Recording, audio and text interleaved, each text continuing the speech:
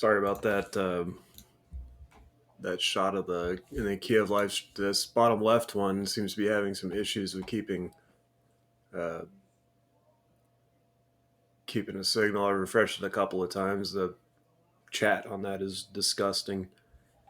Sorry that popped up there. We're not going to be partaking in any of that stuff. I don't know why they had the live stream or the live chat set up for these streams. Excuse me, for the webcams. Like, they're just disgusting. The stuff that people are saying in them is terrible, and it's it's the internet. What do you expect? I suppose is the normal answer. But come on, people, don't be dropping that kind of stuff in there. For the most part, I'm not going to be on the mic until something, if like there's a major announcement or if there's something really important that comes out. I just started up about 22 minutes ago, so I'm still uh, getting everything together. We got local time is 3 o'clock on the 22nd Eastern time. And we're gonna be sticking with this for the most part of today. I don't know about this other stream. I have multiple windows of. All right, there we go. No, I don't. All right, cool. All right, you can't see the chat.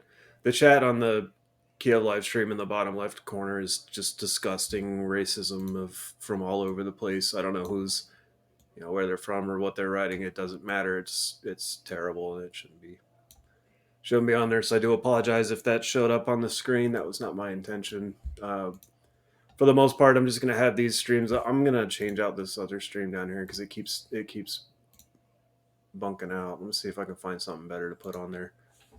I'm just gonna try to keep everything live, and if and when there's an update, Washington Post has a 2.5 hour. I don't want to put that up. I guess we can see what NBC's doing. Nope, NBC's not covering it either. So, let's see. We'll try it this way. Actually, hang on. Sorry, I got to remember I can do this in a different one, so we don't have to keep looking at the crap the whole time. That was 30 minutes ago. So there was a 2 hour briefing from President Biden a little bit ago. It was a 2 hour video. I have not watched it yet. I'm gonna go check that out and um, get the updates. Oh, here we go. We got a replay of it, so I'll put that replay on with captions. No sound for the time being, just because it's hard to keep up with all these windows open and the different sounds. So I got the captions on, and I'm gonna go back over that and get a good feel as to what was said and what the new information is out that we have right now, and um, see what's happening. There's so much going on so fast all over the place, and you got 30 different sources of information. Half of them are fake, the other half are inaccurate, and then the other half, I know the math doesn't add up on that, but you get the idea. It's just going to be it's going to be a lot of guesswork and a lot of did this happen, unconfirmed reporting, and possible injuries and casualties at different locations, things of that nature. So a lot of that stuff, I'm going to try to keep the whatever I actually put out here on the stream in the chat is going to be like the major record. If anything's big there, I'll put it there. Now it's just helps keep organized of everything that's going on here, because there's a whole lot going on. So I'm trying to keep the best information out here and gonna keep it as unpolitical as possible and unbiased. I'm just gonna try to, as information comes in, I'm gonna relay it, and if I have an opinion on it, I do have some experience and things of this nature, so I'm gonna be able to chime in. But will I always chime in? Maybe, maybe not. It really depends on what it is and how uh, things are going down. And yeah, so we're gonna be keeping an eye on everything that's happening. I'm on the Reddit threads and Twitter and all over the place. So hopefully I mean, I really don't want to have to say anything about this at all in a perfect world, but here we are.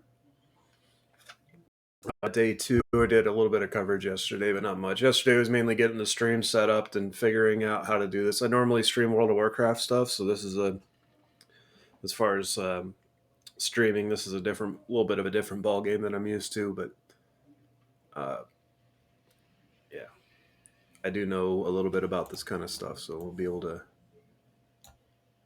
oops, um,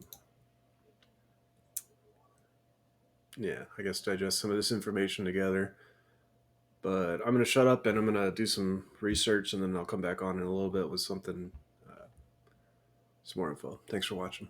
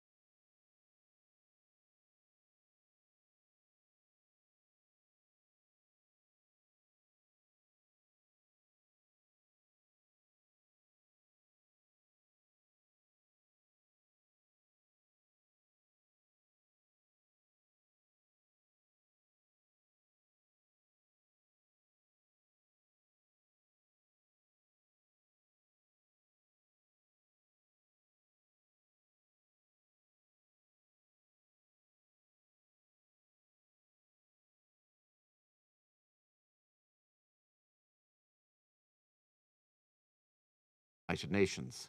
Since its inception, the Governing Council has hosted representatives of Iraq and Kuwait, playing a role in the reconciliation of relations between the two states. With the exception of 2015 to 2017, when the Governing Council granted Iraq 3 successive one-year postponements of its deposit obligations, given the severe security and economic challenges it was facing in battling Daesh, Iraq deposited the required percentage of oil export proceeds into the compensation fund throughout the life of the Commission, always in the face of enormous challenges and then the COVID-19 pandemic. The Commission has worked very closely with Iraq's Committee of Financial Experts to ensure that all deposits related to Iraq's export sales of petroleum and petroleum products, as well as those related to non-monetary and in-kind sales, were effected. I wish to acknowledge the work and support provided by COFI, and I would emphasise that Kuwait has engaged positively and constructively throughout. Since the Commission's establishment, it has worked in a novel, complex and ever-evolving context. The sheer commitment of all engaged over the past 30 years is a strong demonstration of post-conflict restitution and reconciliation in action. I commend the report of the Commission to this Council. Thank you, Mr. President. I thank Mr. Gaffey for his statement. And I now give the floor to those members of the Council who wish to deliver statements. And the first is the representative of the United Kingdom. Thank you, Mr. President. And may I start by thanking the UNCC's Governing Council President, Ambassador Michael Gaffey, for today's briefing, and to the Vice President of the Governing Council, represented by Ambassador Lucy Kirutu, for her support. Thank you and welcome to Dr. Fouad Hussein, Iraq's Minister for Foreign Affairs, and to Kuwait's Ambassador Mansour Ayed Al-Ataibi. As we've heard, following the special session of the Governing Council on the 9th of February, the Security Council meets today to discuss the resolution which acknowledges the fulfilment of the Commission's mandate and instructs the winding down of all its activities. After 30 years, the UNCC represents an important success for the international rules-based order. As Ambassador Gaffey said, a historical achievement for multilateralism in achieving reconciliation after conflict and solutions to large-scale and complex problems related to conflict. The novel work undertaken by the UNCC has required the close cooperation and engagement of Iraq and Kuwait, who have both contributed to ensure the success of the UNCC. Security Council Resolution 687 of 1991 affirmed Iraq as liable under international law for any direct loss, damage, or injury to foreign government, nationals, and corporations as a result of the unlawful invasion and occupation of Kuwait. The Security Council acted under Chapter 7 of the UN Charter to establish the UNCC as a means to process claims in respect of that liability. Since then, as we heard, the Commission has paid out $52.4 billion in compensation to more than 1.5 million claimants. The final payment of over $600,000 made in January of this year marked the fulfillment of the Commission's mandate after more than 30 years. With the completion of the mandate, Iraq has now fulfilled its obligations in relation to this Chapter 7 measure. We commend Iraq's commitment to its payment under various governments and in exceptionally difficult economic and security circumstances. We also take this opportunity to reflect on what the successful completion of the Commission's mandate represents. Not only is it a reminder of the consequences of breaching international law, it's also an example of what we can achieve through positive cooperation at the United Nations.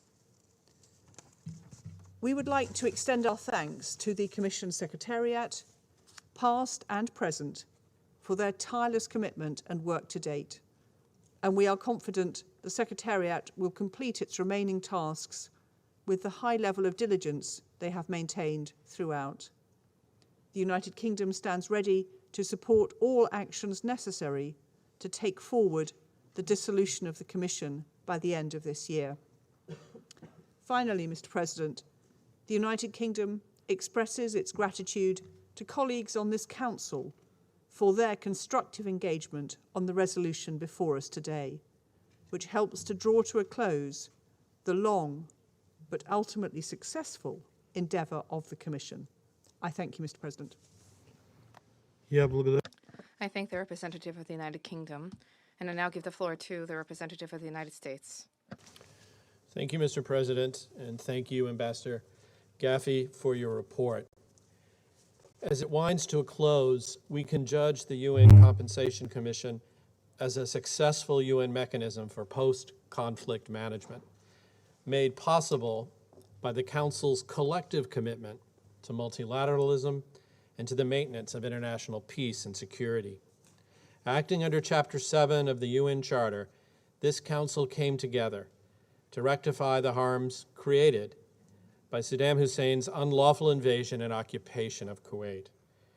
It is with satisfaction that today we voted to adopt a resolution that ends those Chapter 7 measures concerning Iraq's obligations to provide compensation for these harms.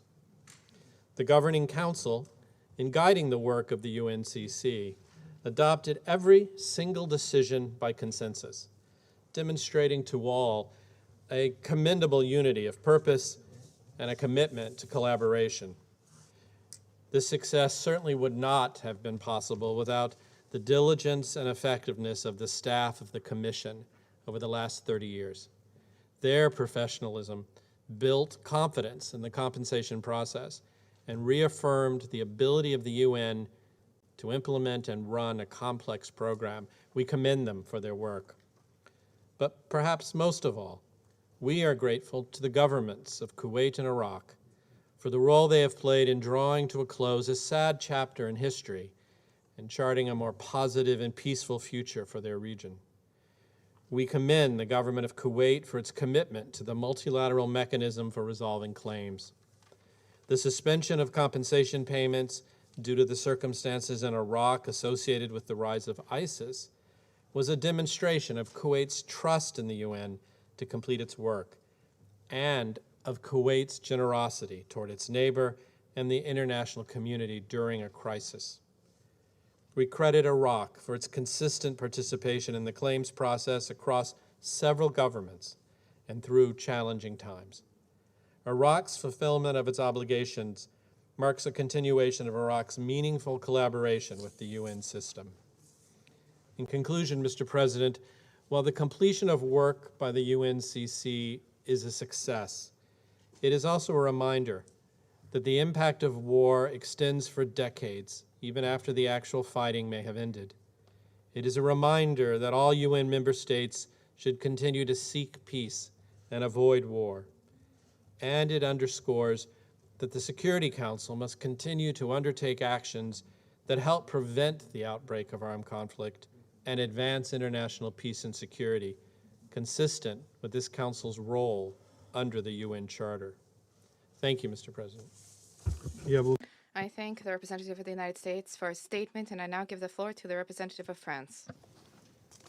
Merci, Monsieur le Président. Thank you, Mr. President. I also wish to thank Ambassador Gaffey for his briefing, and I wish to welcome the presence among us of the Minister for Foreign Affairs of Iraq and the Permanent Representative of Kuwait. Today is a milestone for both Iraq and Kuwait, as well as a milestone for the Security Council, which in 1991 created the United Nations Compensation Commission. For 31 years, this commission has carried out tremendous work in processing the compensation claims submitted by individuals, corporations, governments, and international organizations in the wake of the invasion of Kuwait by Iraq.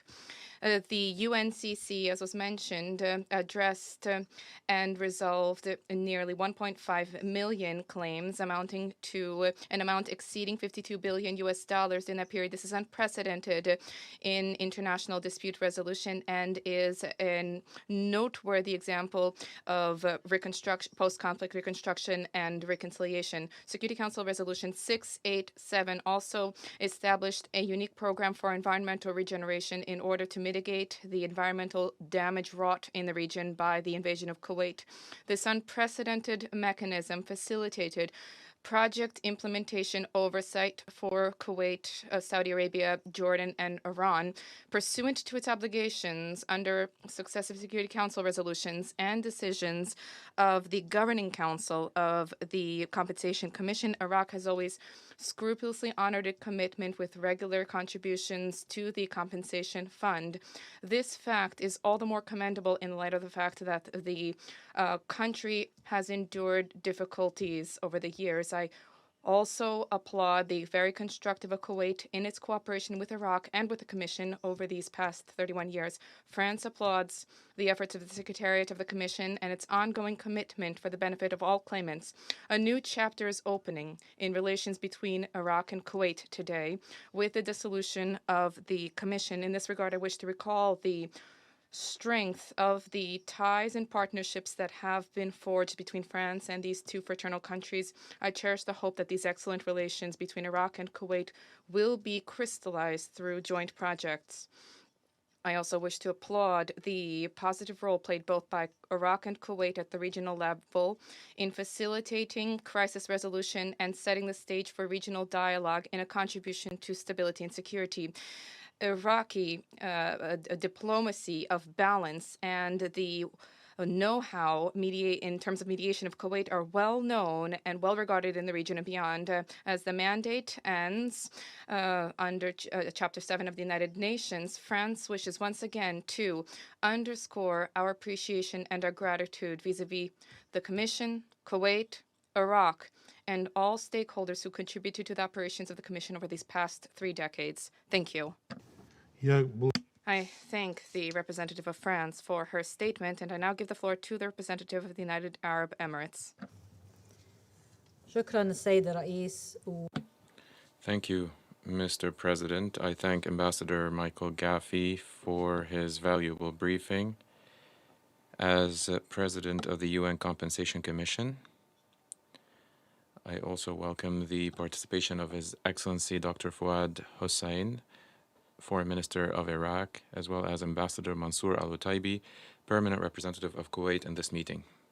Mr. President, the Security Council's adoption of today's resolution to terminate the work of the UN Compensation Commission, which was established under Chapter 7 of the UN Charter,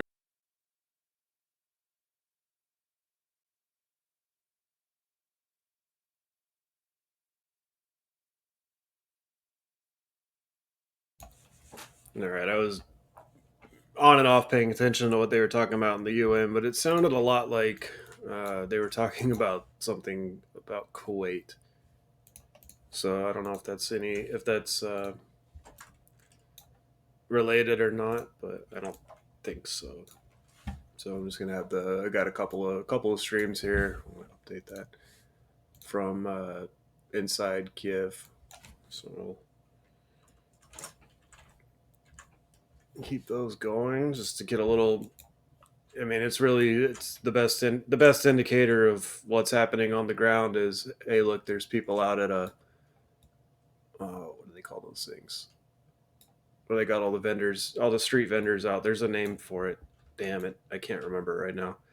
But all those people are walking around shopping, just going about their normal business. Current time in Kiev is 10:30. So they're 7 hours ahead of Eastern time. And it's nighttime there. I don't want to comment on. Well, I mean, I can. It's more likely that airstrikes and things would happen at night under the cover of darkness. It's how it's been since warfare was invented. And then troop maneuvers would usually be during the daytime, especially in that area this time of year with it being as cold as it is, they need as much visibility for tanks so they don't get their tanks stuck in ditches and shit like that.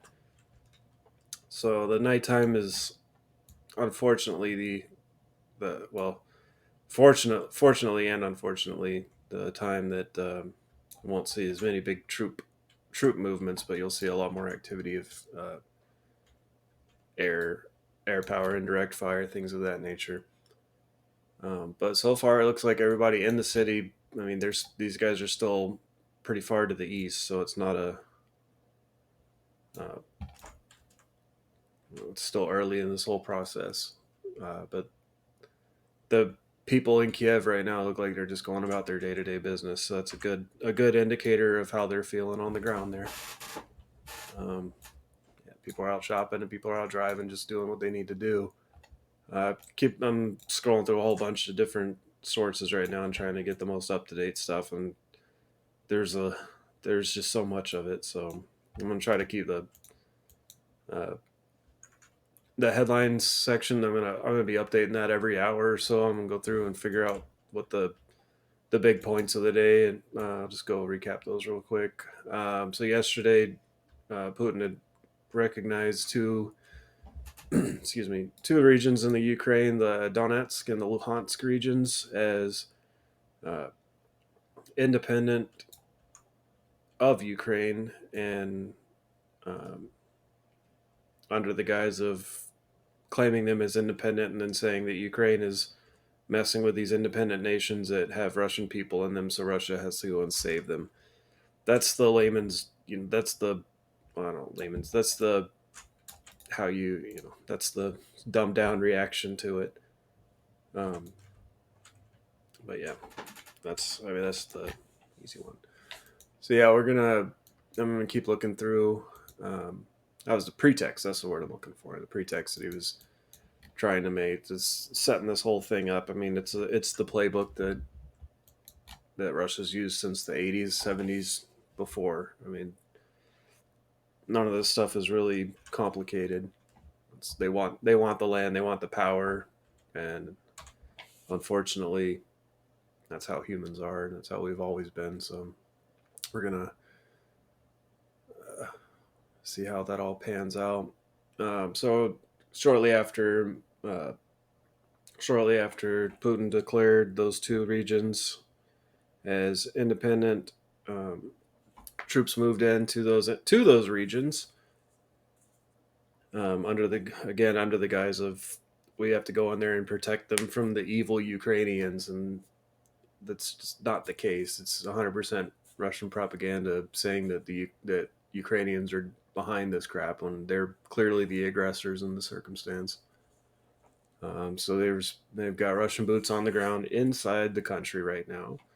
They've been there for quite a few hours. Joe Biden did a press conference earlier. It's a 2-hour deal. I'm still going through the notes on that and seeing what getting the big stuff out of there.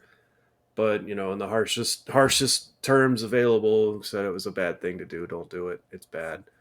And in response to that, the first major sanctions that have come out against Russia has been from Germany, halting the approval of the Nord Stream 2 natural gas pipeline from Russia through Germany, which was supposed to supply a ridiculous percentage of Europe's natural gas. I think it was like 70%, something like that.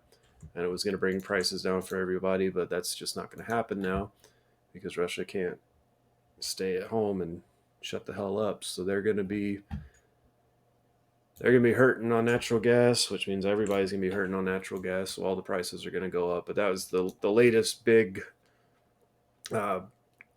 news is Germany saying you're not putting that pipeline through here until you quit screwing around. I'm guessing that's the last part until they might, if Russia were to pull out right now, they might reapprove it. I don't know. That's not my wheelhouse. I doubt it. I think it's one of those things. Once it's done, and we have to move on to the next thing. I listened to radio a little bit earlier talking about how they're the sanctions here are. We haven't gotten any specifics on them, but there's a very, very good chance that any sanctions that are imposed are going to cause the Russian economy to go into a full recession, if not a full depression afterwards, because we're going to cut them off from uh, all Western markets. So any people that have money in the stock market, that's frozen. That money's gone. It hit them in the pocketbook. That's where it's going to hurt the most and have the most effectiveness. So we'll see how far this guy wants to go in here and push the West's buttons, and then we take all of his money, and then he's screwed. Hopefully that doesn't cause any acts of desperation to come out, but I mean, you never know. This is what people do when they're put in power and unchecked power for too long of a time, and then they get old, and then they start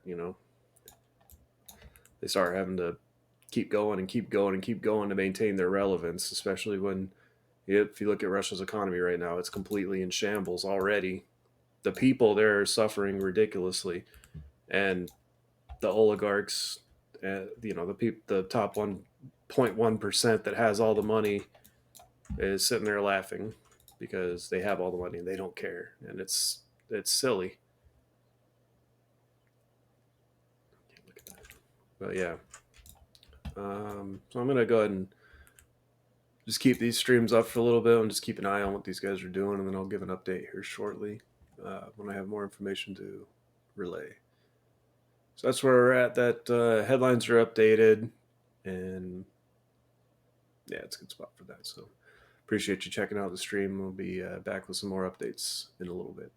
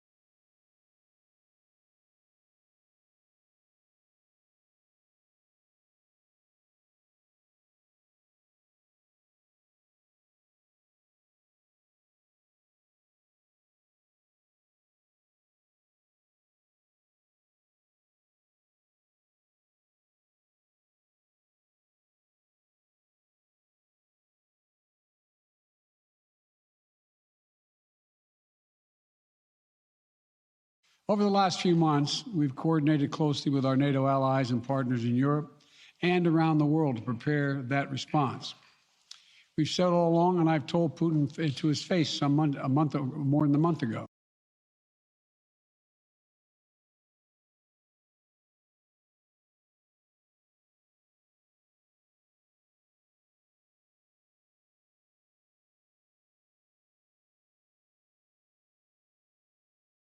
allies and partners.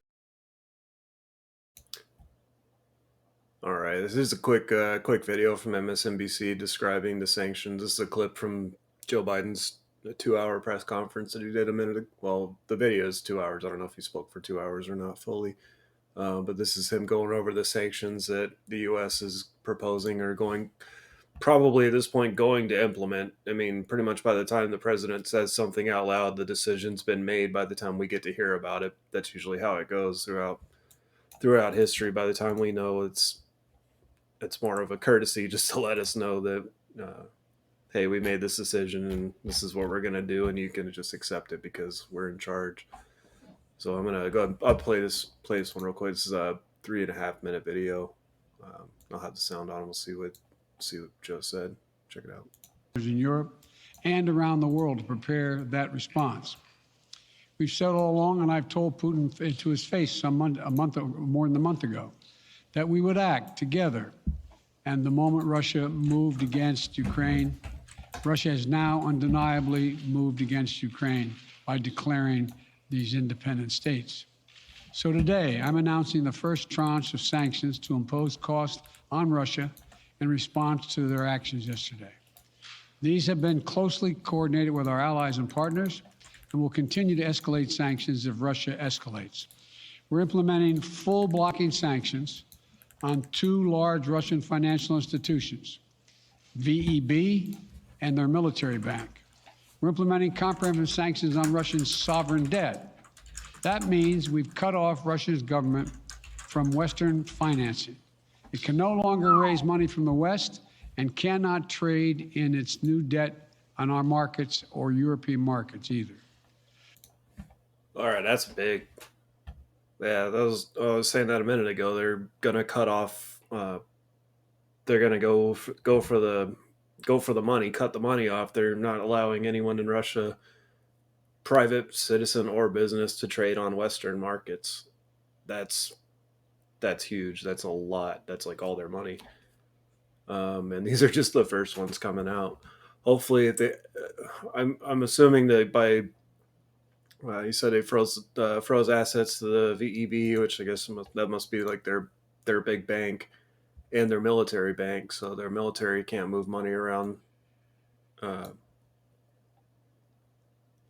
neither can a lot of their private citizens. So they can move money inside of Russia, and like, well, that's fine. But there's no economy there to do that. So this is pretty big. All right, I'm gonna shut up. Let's watch the rest of this.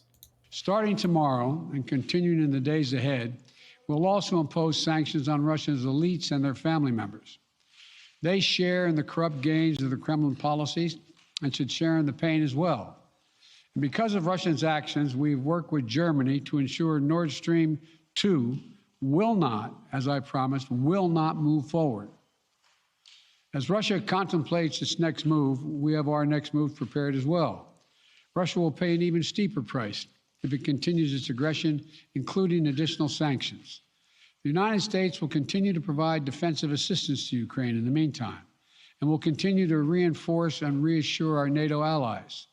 Today, in response to Russia's admission that it will not withdraw its forces from Belarus, I have authorized additional movements of U.S. forces and equipment already stationed in Europe to strengthen our Baltic allies, Estonia, Latvia, and Lithuania. Let me be clear. These are totally defensive moves on our part. We have no intention of fighting Russia. We want to send an unmistakable message, though, that the United States, together with our allies, will defend every inch of NATO territory and abide by the commitments we made to NATO. We still believe that Russia is poised to go much further in launching a massive military attack against Ukraine. Hope I'm wrong about that. Hope we're wrong about that. But Russia has only escalated its threat against the rest of Ukrainian territory, including major cities and including the capital city of Kyiv. There are still well over 150,000 Russian troops surrounding Ukraine. And as I said, Russian forces remain positioned in Belarus to attack Ukraine from the north, including warplanes and offensive missile systems. Russia's moved troops closer to Ukraine's border with Russia. Russia's naval vessels are maneuvering in the Black Sea to Ukraine's south, including amphibious assault ships, missile cruisers, and submarines. Russia's moved supplies of blood and medical equipment into position on their border. You don't need blood unless you plan on starting a war.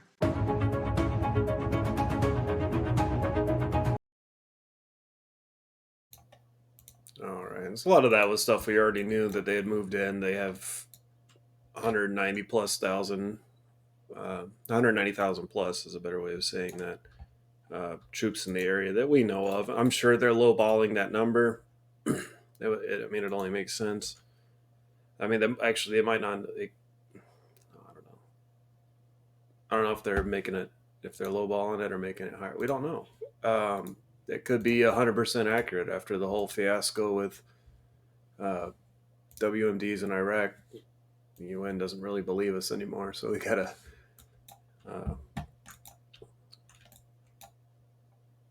make our case a little more clear this time. So yeah, it looks like they're moving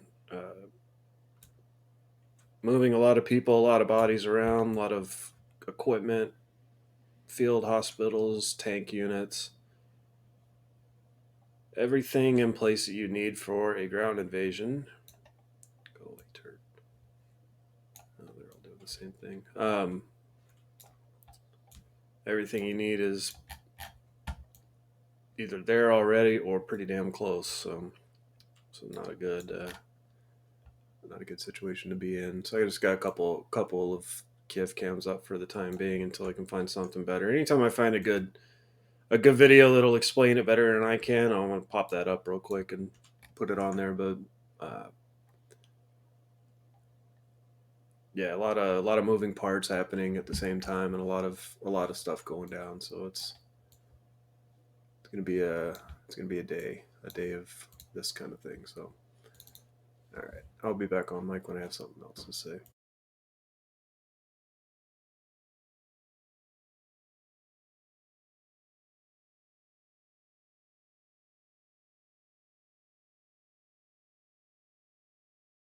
Joining me now is Michael McFaul, former U.S. ambassador to Russia, and William Taylor, former U.S. ambassador to Ukraine. Ambassador McFaul, first to you. Let's make it clear for everyone. Even as the U.S. anticipates a larger military action from Vladimir Putin to come, what was it that Vladimir Putin did yesterday? How would you define it?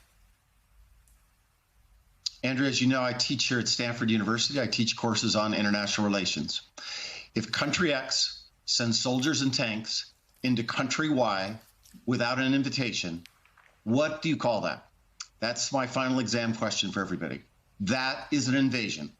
Now, yes, the circumstances about who controlled what territory at the time makes it complicated here. But up until yesterday, Russia, Putin, was allegedly trying to have an agreement about the future sovereignty of these two republics, these two regions of Ukraine. Yesterday, he decided he wasn't interested in that anymore, and he invaded Ukraine. It's just that simple. So why do you think the White House was being so ambivalent about it? Well, a couple of things. I think, number one, the initial declaration that Putin signed, the decrees he signed with the two puppets that came to the Kremlin to sign them, right, from these two people's republics, by the way. And I want to underscore that word. That's the same word. That's the same title that Stalin used for his puppet regimes in the Warsaw Pact. And there you're showing the signing of that, right? Initially, he did that first. Then he signed another set of agreements about military cooperation with the two leaders. And I think the Biden administration was responding to that act. And then he escalated by invading. And I think that's why they properly have changed the way they're talking about it. And I expect you're going to hear more about new sanctions when the president speaks here shortly. Ambassador Taylor, Ukraine's foreign minister is in Washington. He's, meeting at this hour with Secretary Blinken. President Zelensky accused the West in Munich of trying to appease Putin. So what does Ukraine want from the U.S.? Ukraine wants strong support from the United States. It's getting it. Let's be clear. The United States is strongly backing the President Zelensky. It is strongly supporting the sovereignty, independence of Ukraine. It will continue to do that. It has been doing that. This support has come in the form of military support. This has also come in the form of political support against President Putin by organizing the alliance, by galvanizing the alliance, by bringing the NATO allies along with them. You see the unprecedented support and equipment and weapons coming from NATO allies to Ukraine. So President Zelensky knows that. He's appreciative of that, and he wants that to continue. And President Zelensky, was very, very tough also that he really wants to join NATO. Now, that's not going to happen, Mike McFaul, correct? Well, the door is open. The negotiations are there. By the way, I think the president has been very firm. I thought the speech he gave in Munich was uncomfortable. Andrea, you were there. I wasn't. But I think it was a very necessary speech. And in a time of crisis, I am struck by how President Zelensky has managed to unite the country. This is not a country that is known for unity, right? It's a rock and roll politics, rough and tumble politics between the different parties. Right now, he's unified the country. I applaud what he's been doing. I think he's really emerged as a strong leader for Ukraine exactly when they need a strong leader. And Ambassador Taylor, you've spent time with President Zelensky. He does seem to have rallied the country. His foreign minister now is at this moment at the Pentagon before he goes to the State Department. He's getting an honor reception, the honor cordon at the Pentagon today, first from Lloyd Austin, the defense secretary. So they're trying to show as well as they can real American support. And it is very real American support, Andrea. It's exactly what President Zelensky has been looking for. Mike McFaul is exactly right. He has stepped up. President Zelensky has stepped up and has unified the country. Of course, President Putin helped him. President Putin, by invading in 2014 and now a bigger invasion threatened, has enabled President Zelensky to really pull the country together. Even the opposition leaders, who, as Mike says, are often at odds with each other and with President Zelensky, they are supporting him. The people are supporting him. Ukraine is now united like never before, and they will resist President Putin's invasion. Quick question to you, Mike McFaul. If Ukraine had not given up its nuclear weapons back when it did, would they be being bullied by Russia now? And what's the message to other countries that we're trying to get to give up their weapons? It's a hard question, Andrea. I don't have an easy answer to that. But I think the message is clear to other countries. It makes it much harder to negotiate them giving them up, given what happened here in tragically what I think is going to continue to happen here as Putin gets ready to escalate this invasion. Mike McFaul and William Taylor, thank you very much. Thanks to both. Thank you, Andrea.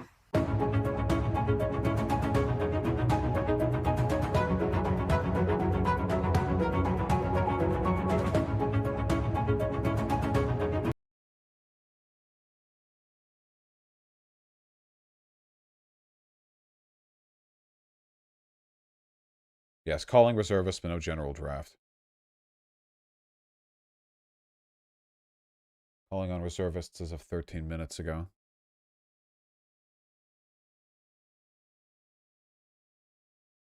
Yeesh.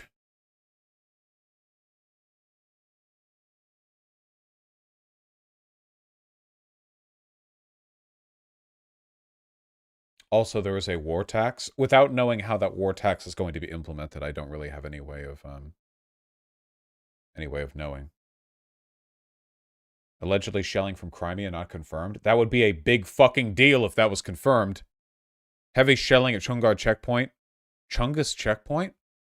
Near Crimea? This is from 4 hours ago. No way. We would have had a confirmation if this was from 4 hours ago. This would be all over the news.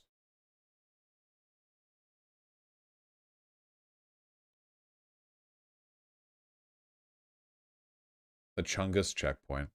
If they were shelling from Crimea, that would be direct non-Donbass region Russian military equipment firing on Ukraine. It would be outside the purview of even Putin's excuse that he's, liberating the Donbass region.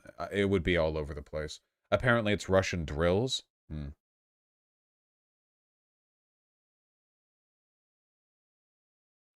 Thermal plant? Oh, Christ. In Shastia, north of Luhansk, East Ukraine, is alight after claims it was hit by Grad MLRS, fired in separate areas. Separatists claim it was fired by Ukrainian forces, of course.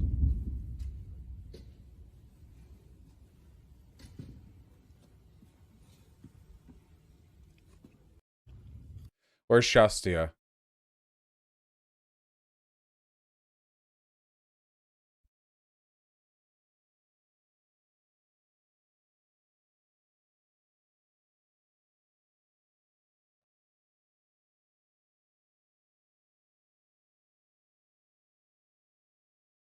It would be within the red territory. I'm trying to see if it's outside of the red territory. It's on the border? Okay. Very hard to look through these, especially since the fucking Ukrainian names are on top. My eyes jump to them. Right in front of you? Oh, it's being blocked by the... it's being blocked by the little icons, I see. Oh, this is outside. Okay, so separatists are claiming, then, that the Ukrainian military fired on a thermal plant within their own territory? Okay, yeah. Dude, if they sent a fucking kill team to kill, to like just slaughter fucking Kiev. Okay, when Russia starts fucking shelling Kiev, for the first 6 or 7 days, they're going to claim it was done by Ukrainian forces, okay? 100%. Shastia means happiness, by the way. Ironic. You claim to be named Happiness, yet your thermal plant is being missile struck.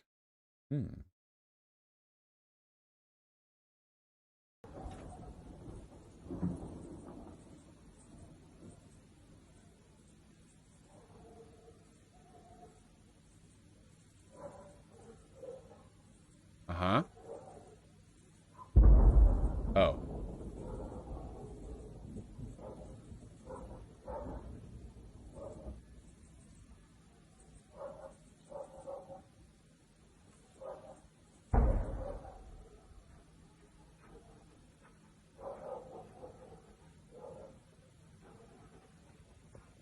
Yeah, and as these shots ring out in the night, all of the separatists within the occupied Donbass region are crying out, "No, Ukrainian forces, stop shooting missiles at your own territory. Stop. You're hurting yourself."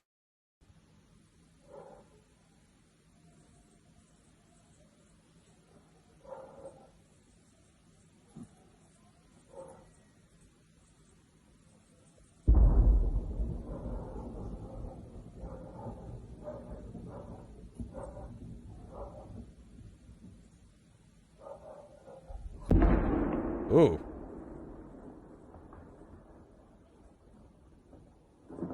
What if it's to deny that infrastructure to expected advances? That doesn't really work in this case because... So that's actually a wartime strategy that Russia has engaged in before. When the Nazis were marching east into Russia, they would burn their own fields so that the armies would have no way of replenishing their stores of food. The only issue with that, though, is that it doesn't really apply in this case because when war really breaks out, this entire town is going to be vaporized. As I understand it, the shelling that Russia is going to conduct is not going to leave any infrastructure for them to claim as they move into the Donbass region. The rest of it, I mean. So there would be no reason to destroy it now to deny them the acquisition because this is going to be vaporized soon anyway. Rip in peace, Posadas John. Everyone got to follow the rules.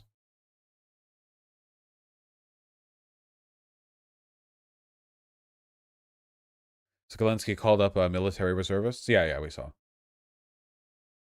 It's okay. Posadas John can email the support, and they'll get unbanned in like 2 minutes. Lloyd is sending U.S. troops to the Baltics. Defense Secretary Lloyd Austin has ordered 800 U.S. troops to the Baltic region, 8 F-35 fighter jets to NATO's eastern flank. This is to be expected. NATO forces will build up within NATO countries. Belarus is pretty much Russia now. Yeah, Belarus is a Russian puppet state, 100%. Pretty inarguably. This drone is doing crazy maneuvers by the number 60k feet to 700 feet and back. It's zipping. Is it zooping? Live radar, this appears to be a military drone, but not verified. However, normal planes don't fly at 50k feet ever. When did it reach 700 feet? Yeah, it's probably a drone. This Russian military forces. Yeah, we've seen this. I don't know how useful it's going to be, though. We know Russian military forces are going to build up in the Donbass region. I don't know if we'd be able to get anything meaningful from this when the actual invasion starts, but if we were to, then it would be interesting to follow then when there's actual light troop movement. Separatists have the guts to warn civilian aviation about Ukrainian army. What? Rebels claim Ukraine might attack passenger airplanes. Ha! The fucking projection, dude. Fucking Donbass separatists. Hey, listen, okay? We're very concerned about commercial airliners and their well-being.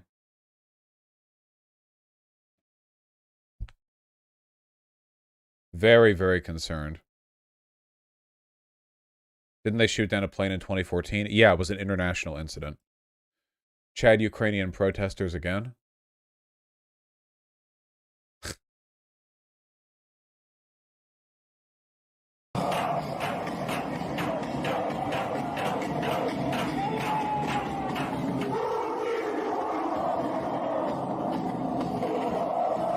They're fucking loud. They're bopping, dude. Holy shit. They're Turn it down a bit.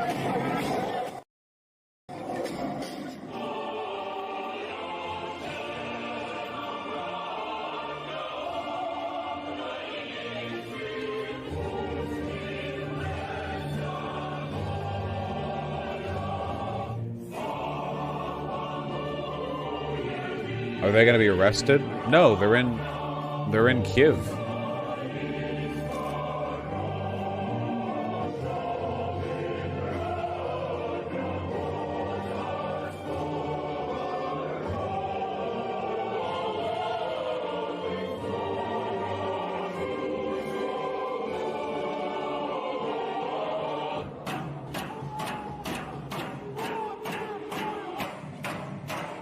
Damn, they bopping.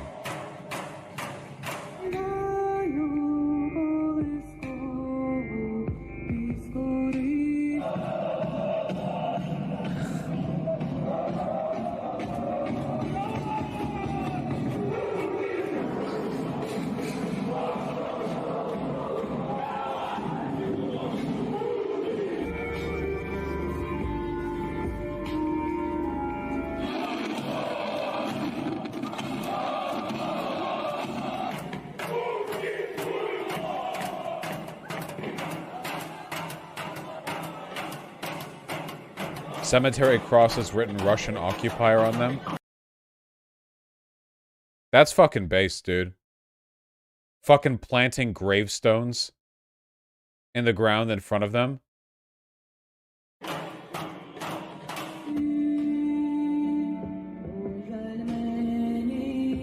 You're not gonna copyright strike me for Ukrainian music, are you?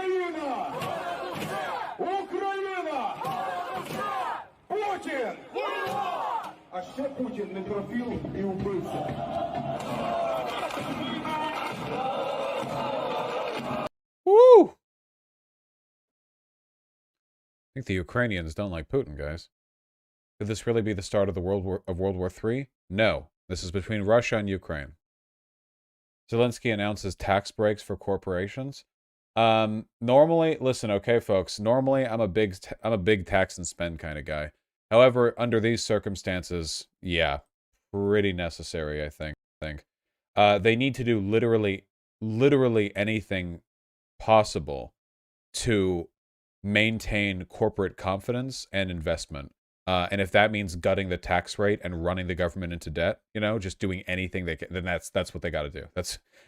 And to a benefit is, for what it's worth, the Ukrainian government should have no problem running itself into debt, because I bet Western allies are going to be very, very okay giving them those loans. You know, something tells me that NATO countries have absolutely no qualms whatsoever with taking on war debt from Ukraine. Which honestly, we're probably going to let them pay off at a discount afterwards. I'm simplifying this quite a bit, but yeah.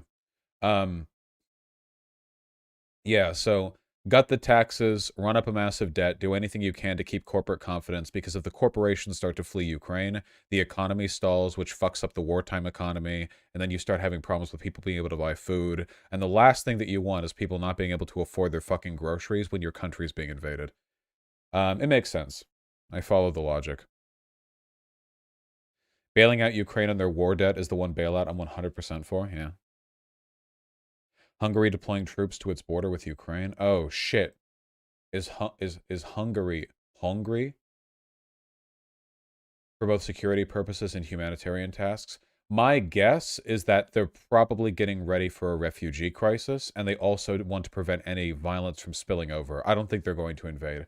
If Hungary invaded Ukraine, this would be a bad decision for Hungary in terms of its future stability and lifelong existence in the European community. That would be that would be a bad decision.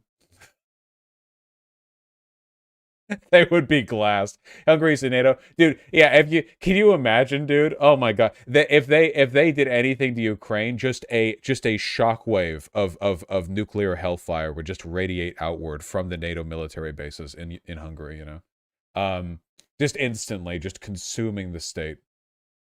Oh god.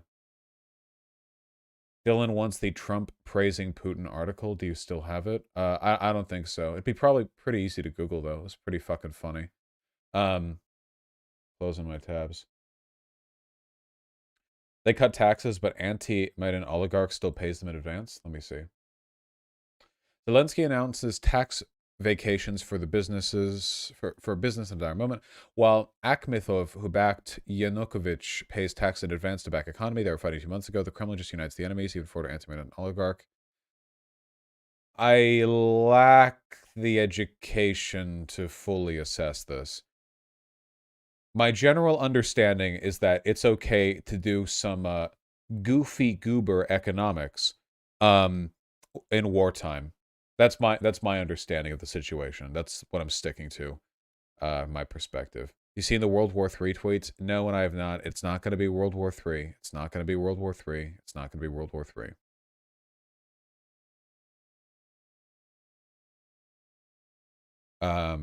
Is this going to be Putin's strategy from here on out? Just get separatists to pop up in neighboring countries, then occupy them when they claim independence? This is not the first time he's done this. This isn't the from here on out. This has been the strategy. He's just had to work harder on the Donbass region of Ukraine for a while. However, I really do hope, I genuinely hope that Ukraine ends up being the graveyard of a former empire here.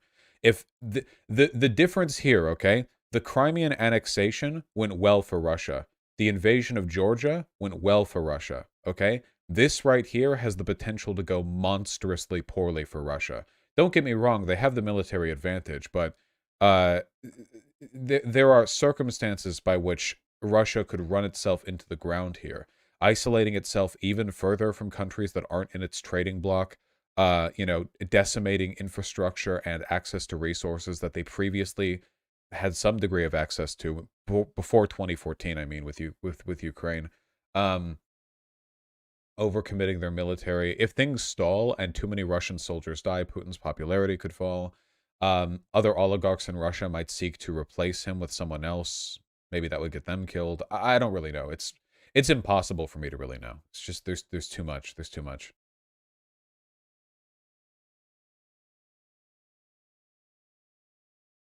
Well, yeah, we've seen the streamers covering this. Blinken having a news conference with Ukraine minister in 10 minutes. Well, we're not going to see that conference. I sincerely doubt that Secretary of State and Ukraine Foreign Minister would be having their convo in front of a live stream feed. Tragically. New false flag dismantled. Agreed completely. Today, as the DPR forces published another video, as it stated, the consequence of reflected attack on the Armed Forces of Ukraine border crossing, including the destroyed BTR-70M. By the way, the Armed Forces of Ukraine are not used. However, we will pay attention specifically to one machine. Oh, this is a real breakdown. Sorry, this is too technical of a breakdown for me to really get into through translation. It'll probably rely on some understanding and technicalities that aren't going to be fully delivered in the translation. Let's just say Russia always lies, and we'll work with that. Yeah, no Ukraine mobilization today. They're just calling on the reserve forces. Detailed article on false flag attacks in English. Well, that sounds nice. Yeah, we've seen general stuff on the false flags here. I'm okay with not covering this because, to be honest with you guys, I feel like given what we've looked at, I have sufficiently demonstrated that Russia always lies. I think that it's okay. The default position should be anytime Russian media claims a thing that they are lying about it, and you need proof to move them out from that position. Russia lies more consistently than normal people tell the truth. They're remarkably consistent in this respect. Now it's a good time to shill for your channel. And if you're enjoying the commentary, then please consider subscribing to my channel or to my second channel, The Vosh Pit. I got 1,000 subs yesterday, and it was very nice. And I don't like to feel as though I'm profiting off the suffering of other people, but the fact remains that this is technically my job, as silly and stupid of a job as it is, and I do appreciate all the support I can get. Thank you very much. Okay. Here. Done that.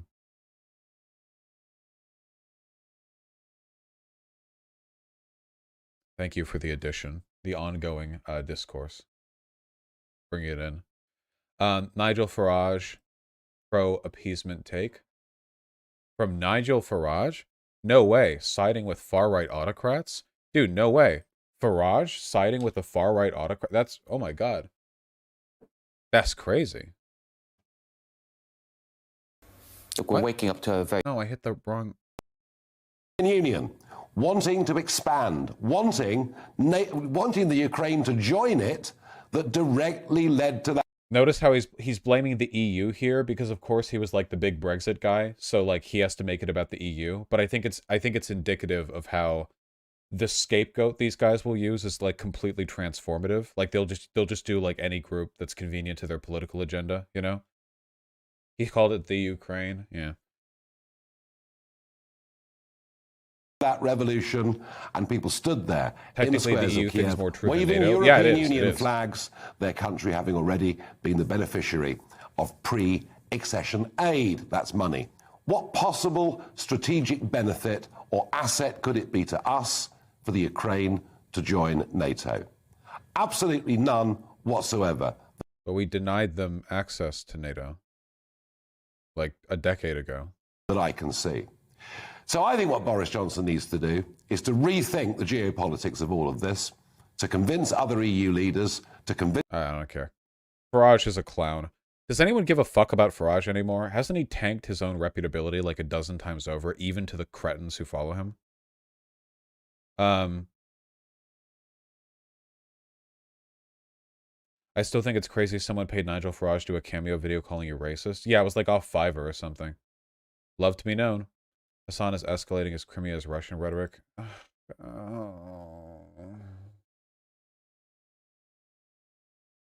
Who earned the moniker Little Green Men for their featureless uniforms were confirmed to be working with Crimean rebels.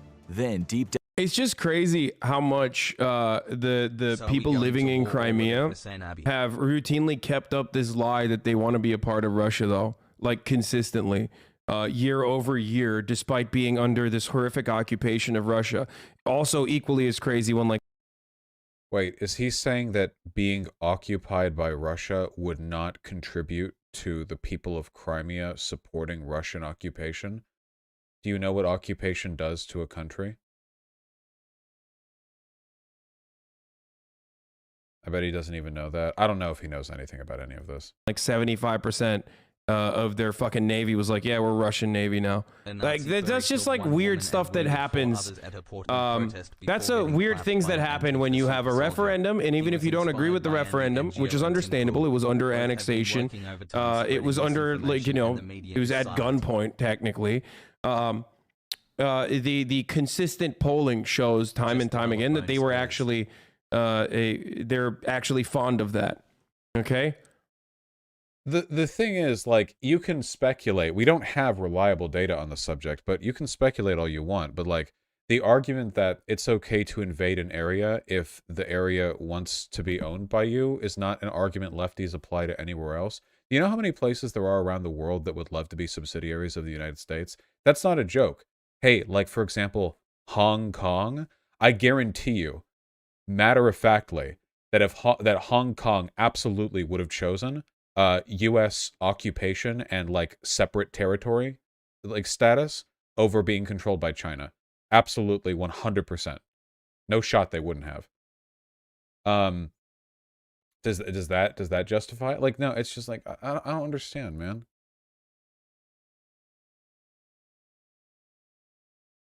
By the way, if Russia actually gave a fuck about the well-being of other people, shouldn't the solution to the whole Crimea thing have been, like, an honest diplomatic negotiation with the people of Ukraine? You know? Like, hey, Ukraine, we have a lot of really cool stuff, and there are parts of your territory that, while they are legally yours, seem to have a pretty clear bias towards us. Do you think it would be possible for us to take the Crimean region, and in response, like, you can receive this, like, economic, like, you know, like, or you like, something like that, you know what I mean? But, like, nope, instead we just, like, invade.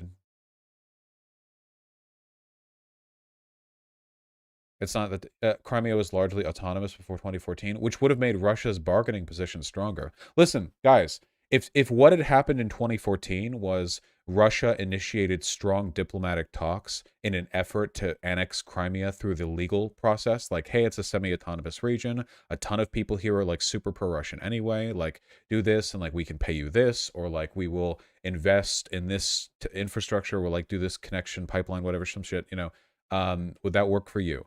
I would legitimately be in favor of that. If that had gone that way, like that would be something that I'm in favor of. But you don't want to normalize the process of empires going like, oh yeah, dude, well, your people like us more. So like, whoops. Oh, hold 1 second.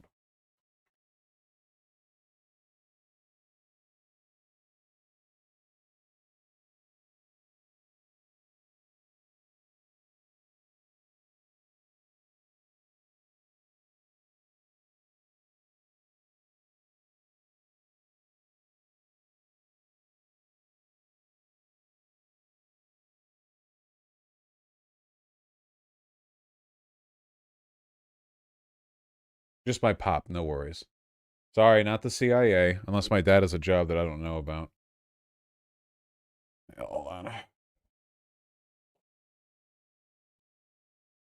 All right.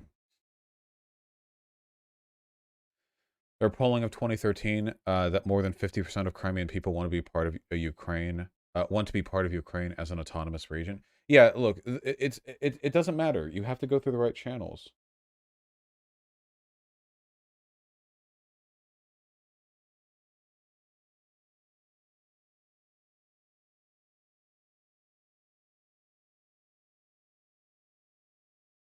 Okay. Easy peasy. All right. Sorry. Ukrainian IFE apparently hit by ATGM and destroyed. Okay. Here we go. Back at it. Let's see.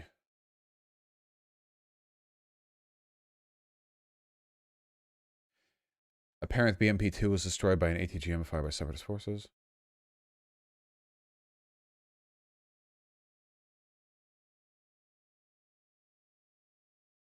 Oh, wait, hold on. People are dying out here. Literally. Yeah. What is this? I'm on Kyle Kalinski's Discord. I do not care about screenshots of Discord conversations you're having. Can we do memes? War is depressing. Sorry, that is how it goes. Hassan just called you out. Tune in ASAP. You are free to link me a clip when the clip is available to be clipped. What are you triggered by, Kings and Generals? Hungary will not send in troops to fight in Ukraine. Yeah, I fucking hope not. Jesus. Oh, this is old news. Oh, by Hassan. I gotcha. Oh yeah, apparently the Pakistani people have affirmed the territorial sovereignty of Ukraine, but Russia wants to initiate talks with them. Maybe change their mind? Not sure. JP Morgan to add Ukraine bonds to debt index despite war threat could mean an inflow of nearly $250 million to Ukraine bond market. Oh, that's nice. Hey, wait. This is actually really, really helpful. Adding Ukraine bonds to the debt index means that without like fundamentally changing anything, money is going to be funneled into the government. That's actually really, really good. It's great, actually. Yes, Russia wants Ukraine to demilitarize. So good luck with that. Putin's latest invasion of Ukraine is an indefensible violation of international law, regardless of whatever false pretext he offers. There has always been a diplomatic solution to the situation. Tragically, Putin appears intent on rejecting it. True! God, he's so fucking based.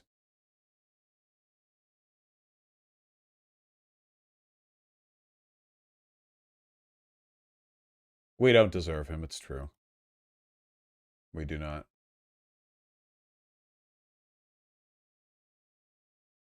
Putin orders troops to breakaway regions. We already knew this. Another order? A new order? So hard to tell. Yeah, repeatedly ordered troops. Yes, it keeps happening over and over and over again. Thank God Bernie isn't insane too. I knew there was a reason I liked that guy.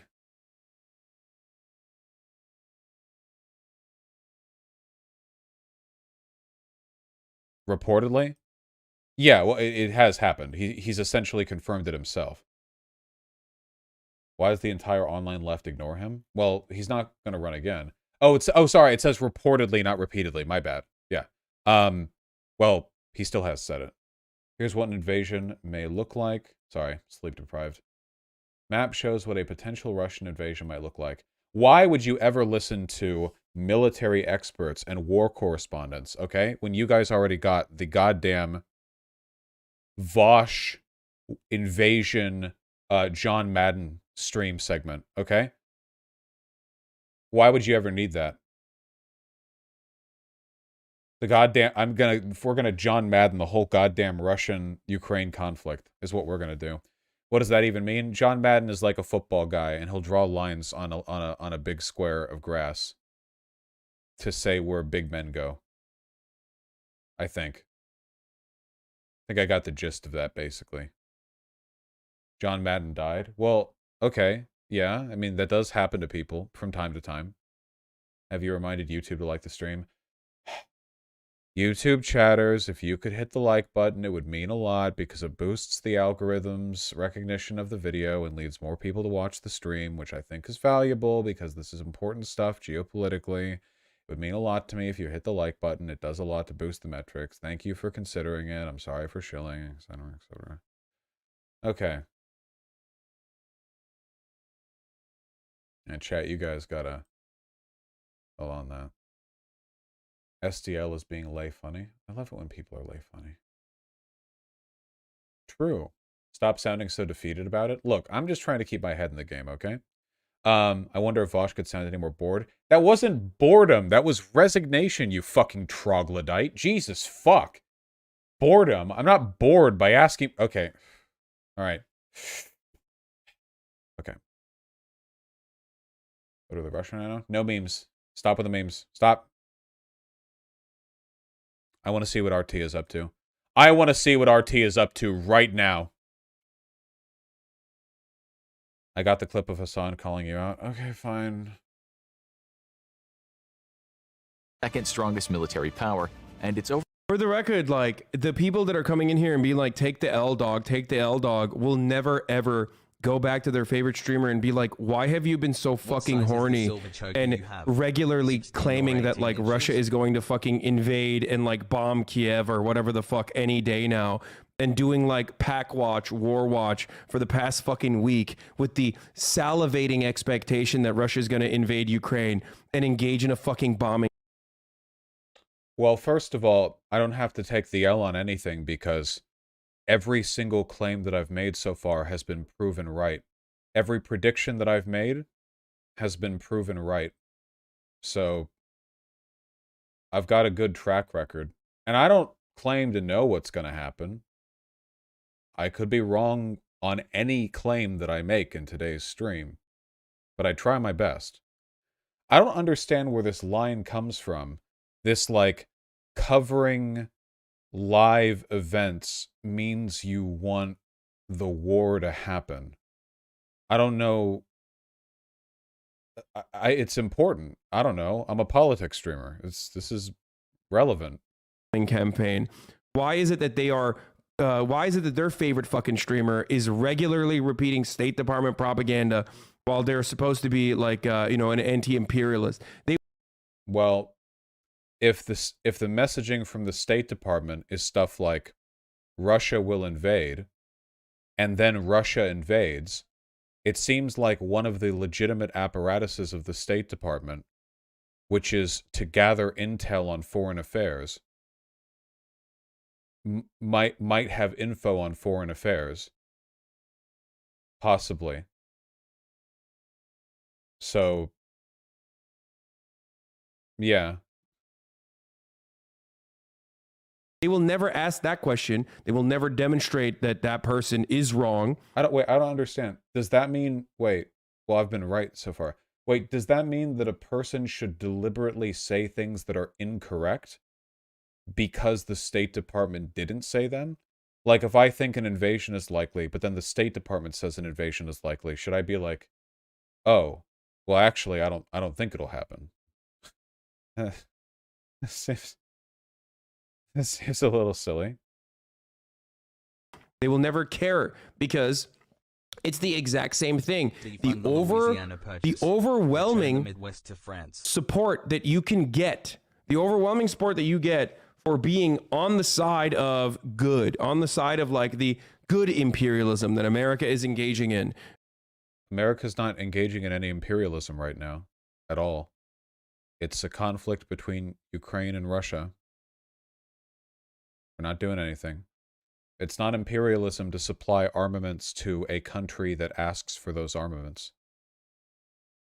That's not imperialism. That's just having an ally. That's just the concept of having an ally.